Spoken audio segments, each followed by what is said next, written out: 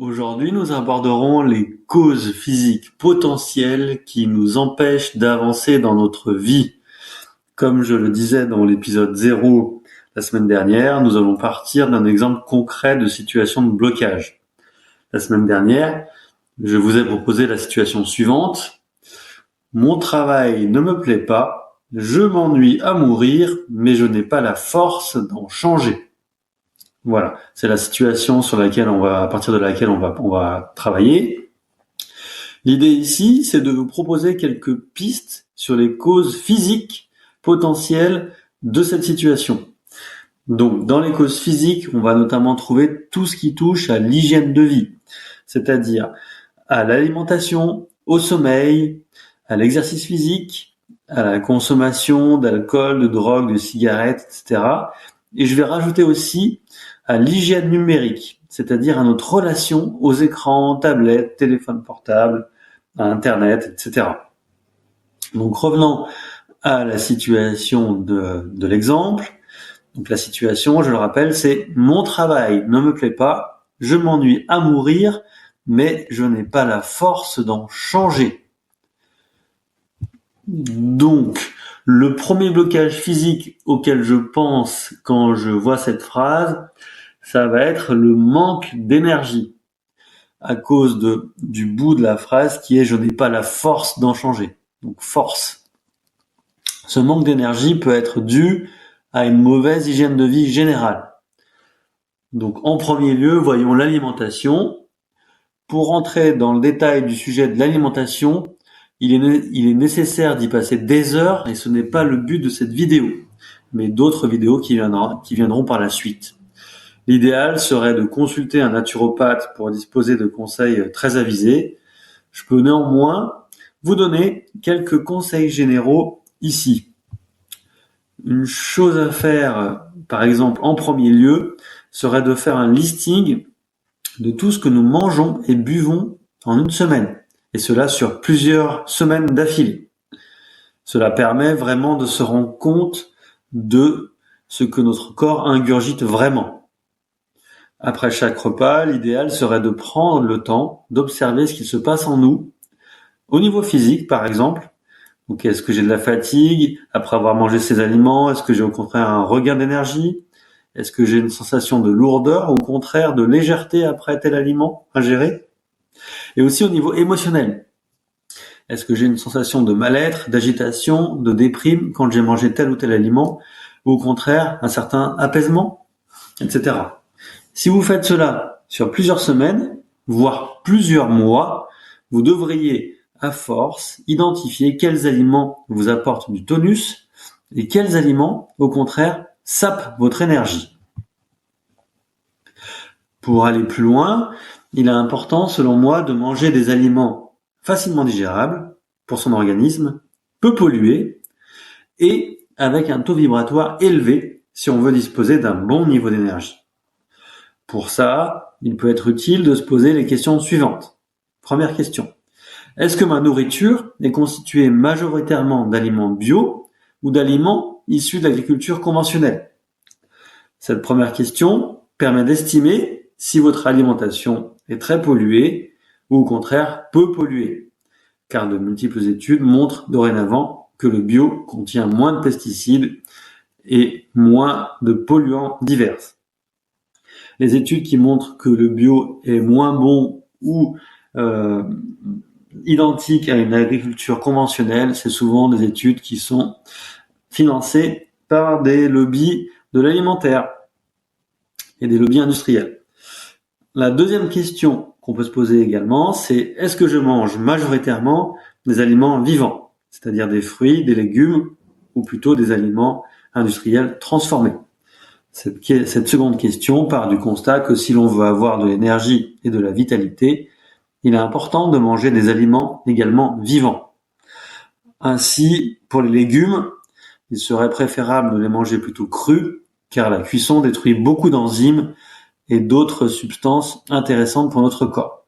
De plus, l'alimentation industrielle est basée sur des produits en grande majorité transformés qui délivrent peu d'éléments véritablement nutritifs pour le corps. Il y a beaucoup de sucres raffinés, d'exhausteurs de goût et autres colorants présents dans ces produits industriels.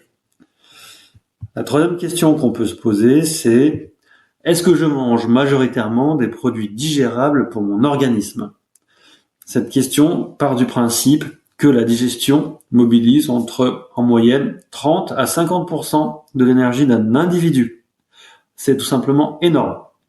Sachez que, en plus, ces temps de digestion sont très variables d'un aliment à l'autre. Ainsi, par exemple, le temps de digestion moyen pour une pomme va être de 20 à 25 minutes, tandis qu'il sera de 4 heures pour un pain au chocolat. De plus, le temps de digestion varie d'un individu à l'autre, de son tempérament et de son métabolisme. En tout état de cause, on comprend aisément ici qu'une personne qui mangera des aliments longs à digérer et qui de plus grignotera durant toute la journée mobilisera une grande partie de la journée son système digestif qui puisera beaucoup d'énergie.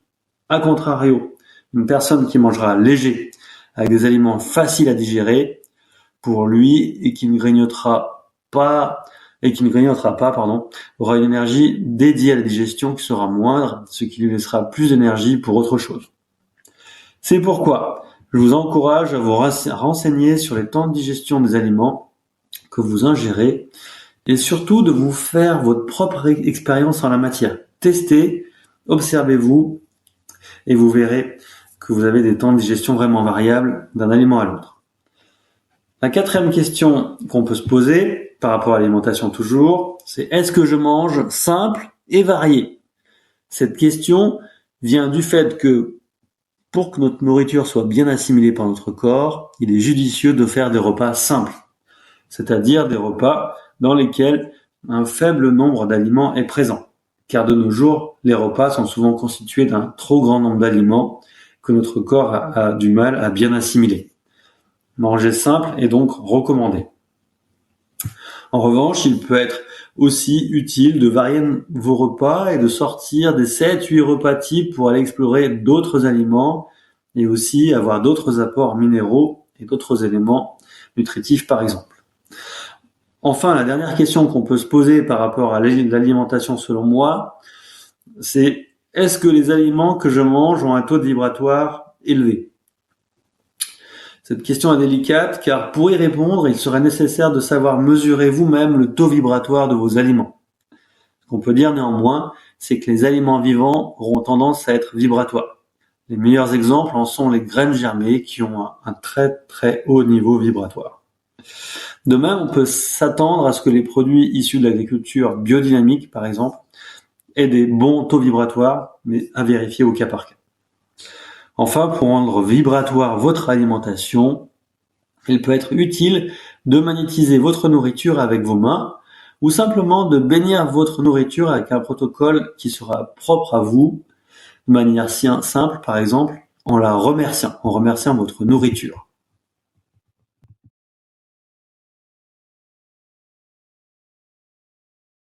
La deuxième cause relative à l'hygiène de vie dont je voulais vous parler, ça concerne le sommeil.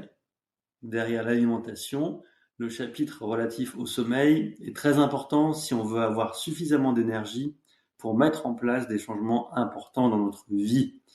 Car le sommeil a de nombreuses fonctions cruciales qui nous permettent de bien commencer nos journées si notre sommeil se passe bien la nuit.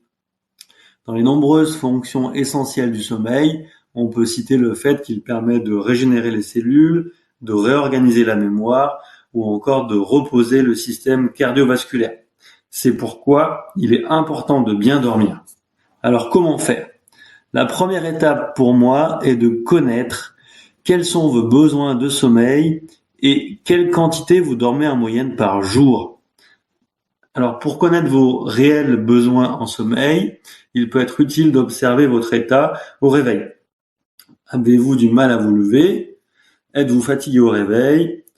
Puis de faire des tests en modifiant votre durée de sommeil jusqu'à ce que vous vous réveillez frais. Lorsque vous vous réveillerez frais, vous aurez une bonne idée de vos besoins en sommeil. Bon, il faut bien sûr faire ça pendant plusieurs semaines, etc. Faire des tests sur une longue durée et puis ça vous donnera comme ça une bonne idée de votre besoin en sommeil. Ensuite, si vous dormez toutefois mal, plusieurs choses peuvent être à regarder. La première des choses, c'est l'environnement de votre chambre. En particulier, fait-il suffisamment noir dans votre chambre? Est-ce que votre literie est suffisamment confortable? Ou encore, est-ce que le niveau de bruit est faible dans votre chambre lorsque vous dormez? Enfin, il est intéressant de maîtriser la température dans votre chambre. Il est conseillé d'avoir une température inférieure ou égale à 18 degrés pour bien dormir, car le corps doit pouvoir se refroidir pour s'endormir. La position de votre heure de coucher par rapport à l'heure théorique du début de votre cycle de sommeil, c'est un deuxième point à regarder. Il est en effet à noter que notre sommeil est fait de cycles d'une durée approximative de 90 minutes. Or, si votre heure de coucher n'est pas synchronisée avec l'heure théorique de début de votre cycle, vous aurez plus de mal à vous endormir. Un exemple, si votre heure théorique de début de cycle est à 22h15 et que vous vous couchez à 22h45 sans pour autant arriver à vous endormir, il se peut que vous deviez attendre jusqu'à 23h45, donc le début du nouveau cycle, pour vous endormir. Le troisième élément à regarder, si vous dormez mal, ça va être votre consommation d'outils numériques avant le coucher. Il est préconisé de ne plus regarder d'écran bleu, donc la lumière bleue qui est émise par vos tablettes, votre ordinateur, vos téléphones portables, etc., au moins 1 heure avant le coucher. Donc ne plus regarder ces écrans au moins 1 heure avant le coucher pour favoriser l'endormissement. Enfin, un autre élément qu'on peut regarder si vraiment on dort mal, c'est votre niveau de stress avant le coucher. Pour lâcher les événements dans la journée, et s'endormir plus facilement, il peut être utile de visualiser à l'entrée de la chambre un grand sac où on va déposer les tensions, les préoccupations, y compris toutes les choses impactantes positives de votre journée. De plus, il peut être utile de faire une méditation en soirée, par exemple, ou encore de prendre le temps de faire de longues respirations pour ralentir le rythme et vous relaxer. Une fois avoir réglé tout cela, vous pouvez également, sur conseil d'un pharmacien ou d'un médecin, essayer de prendre des neurotransmetteurs tels que de la tyrosine, qui est un précurseur de dopamine. Si vous vous réveillez souvent vers 4 heures du matin en ayant trop chaud par exemple, que vous ne tenez pas en place, que les jambes bougent sans arrêt, peut-être que la tyrosine pourrait vous aider. Sinon, vous pouvez aussi prendre de la sérotonine. Si votre sommeil est haché, avec beaucoup d'idées, notamment entre minuit et 3 heures du matin. Et on peut également prendre du safran. Ça peut aussi vous aider dans ce cas. Et sinon, un autre neurotransmetteur qui peut être utile si vous ruminez, ça peut être de prendre du GABA. Ruminer la nuit, par exemple. Si toutefois le problème est chronique, il peut être utile d'aller voir un médecin ou encore un hypnothérapeute qui saura vous aider et vous conseiller. Puis le troisième élément relatif à l'hygiène de vie dont je voulais vous parler, c'est l'exercice physique. Pour retrouver de l'énergie selon moi, il est crucial d'introduire la notion de mouvement, car beaucoup d'entre nous sommes trop sédentaires actuellement. Pour cela, faire un peu de sport peut vraiment nous aider, à condition de faire un sport qui nous convienne et en tenant compte de plusieurs paramètres comme notre âge, notre niveau de pratique sportive, notre forme physique, mais aussi notre niveau de stress actuel. Car comme je l'ai dit dans une vidéo précédente, faire du sport, c'est aussi induire un stress supplémentaire au corps qui peut être positif pour le corps, mais négatif si l'intensité du sport, sa fréquence, sa durée ne sont pas adaptés à notre état de fatigue ou de stress du moment. De plus, pour complémenter la pratique du sport, il peut être conseillé de pratiquer un art interne tel que le yoga, le qigong ou encore la méditation. L'introduction d'une pratique interne comme le yoga, le qigong ou la méditation possède de nombreux intérêts comme celui, par exemple, d'activer le système nerveux parasympathique et donc de favoriser le repos du corps et la récupération de son énergie. Pour plus de détails sur le sujet, je vous conseille d'aller voir ma vidéo sur les complémentarités possibles entre la pratique sportive et des arts internes tels que Qigong, yoga, etc. Un autre élément à ne pas négliger aussi dans l'hygiène de vie, c'est bien sûr relatif à la consommation d'alcool, de drogue, de cigarettes. Si on veut avoir plus d'énergie, il est évident qu'il est très intéressant pour nous de réduire, voire d'arrêter complètement la consommation d'alcool, de drogue, de cigarettes électroniques, etc., etc. Le dernier élément dont je voulais vous parler relatif à l'hygiène de vie, c'est l'hygiène numérique. Par ce terme, j'entends ici l'ensemble des actions que nous menons au quotidien pour se prémunir de l'utilisation des outils numériques et de leurs effets sur la santé et donc aussi sur notre niveau d'énergie. Par outils numériques, j'entends par exemple l'utilisation de tablettes, de téléphones portables, d'ordinateurs, de télévision, etc., etc. Donc commençons par quelques préconisations. La première d'entre elles, ça va être d'instaurer un couvre-feu numérique. Cela peut consister à arrêter l'utilisation de nos appareils électroniques à partir d'une certaine heure en soirée. Cela permet de calmer notre niveau d'excitation, de reposer nos yeux, notre cerveau aussi, de toute la stimulation qu'il reçoit par les images et les vidéos que nous regardons et de mieux nous préparer à dormir. De plus, on peut passer ce temps-là pour d'autres activités comme aller dehors, être dans l'introspection, jouer avec nos enfants, etc., etc. La deuxième préconisation, ça va concerner le fait de filtrer la lumière bleue des écrans. Comme vous le savez sans doute, nos écrans émettent une lumière bleue qui peut être nocive pour nous. Pour modérer cela, vous pouvez par exemple installer des logiciels qui filtrent ces lumières bleues et qui adaptent la luminosité des écrans en fonction de l'heure de la journée. Le plus connu est Flux, qui est gratuit, ou pour votre smartphone, des applis comme Twilight, par exemple. Ensuite, la troisième préconisation que je peux donner, ça va être passer en mode avion votre téléphone le plus souvent possible. Par exemple, la nuit, quand vous dormez, ou encore lorsqu'il est dans votre sac, pour diminuer la quantité d'ondes que vous recevrez. Puis, une autre recommandation, ça va être le fait de passer vos communications téléphoniques en haut-parleur quand c'est possible pour éloigner le plus votre corps du téléphone portable.